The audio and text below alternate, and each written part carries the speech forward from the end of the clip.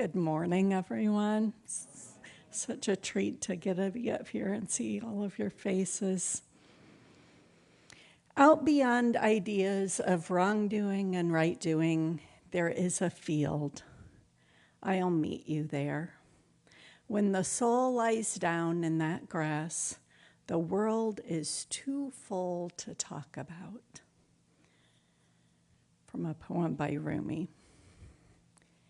I hope you've had some moments like this lately, moments where you were so caught up in an experience that you felt expansive, interconnected, yet also transcendent.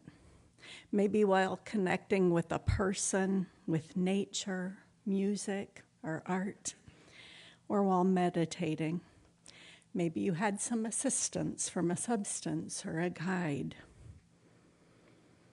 Maslow, in his hierarchy of needs, labeled these as peak experiences and considered them not only something to aspire to, but something transformative to the rest of our lives, helping us achieve self-actualization.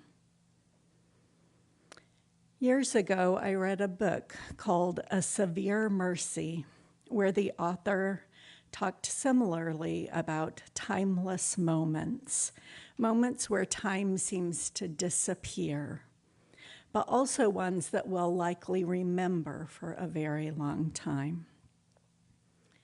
Like being on a boat under a moonlit sky, getting lost in a book or poem, or in our lover's eyes or voice.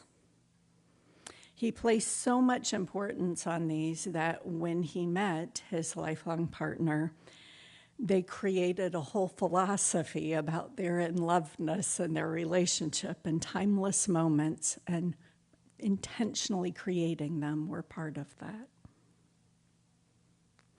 Have you ever been on a trip where you were so taken up with what you were seeing or doing that you thought, this is what life is about. This is what matters.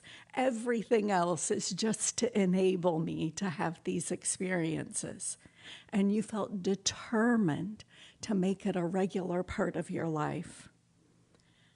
And then years later, maybe you realized it hadn't happened since.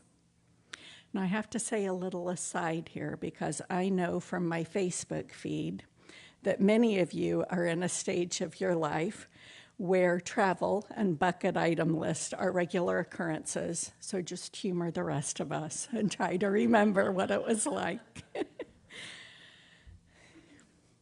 For many of us, everyday life becomes such a habit that we slip into autopilot. We have jobs and volunteer obligations, homes, pets, finances, laundry, email, you name it. And that becomes what we think about.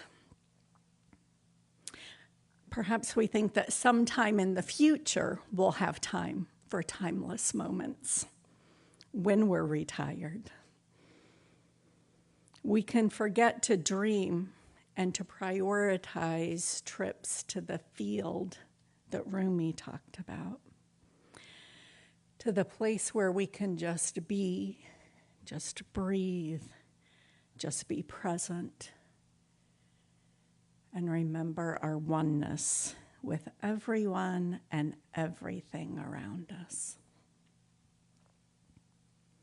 The good news is we don't need a week of vacation or an airplane ticket, a soulmate, an inheritance, or psilocybin to experience timeless moments. We just need a little time and the intention to be fully present in that moment. We can commune with nature on our patio or deck, or go to the nearest park. We can watch our sleeping children, grandchildren, nieces and nephews, and remember how precious and fleeting the moment is. Even in our work, we can sometimes have a peak moment.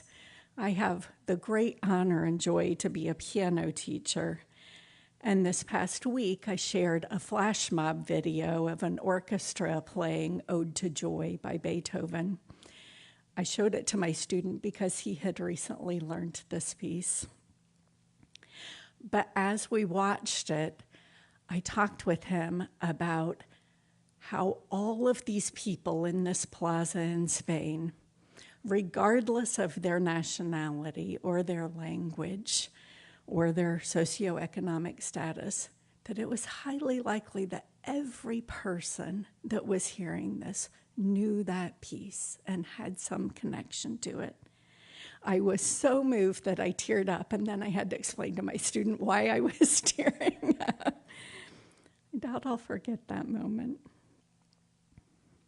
This week, I invite all of us to prioritize these experiences, to look for everyday opportunities, to visit the field beyond wrongdoing and right doing, beyond doing at all, and just be, but also to dream and plan a little for the not so everyday experiences.